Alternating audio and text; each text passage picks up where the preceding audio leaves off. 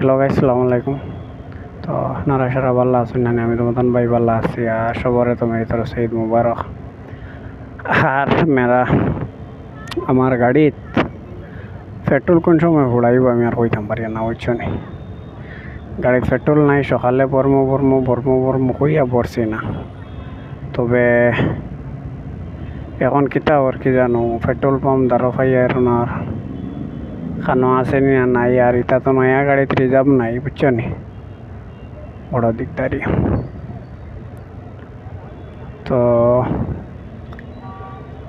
তুমি তাই সবে পাল্লা করে দোয়া করিও।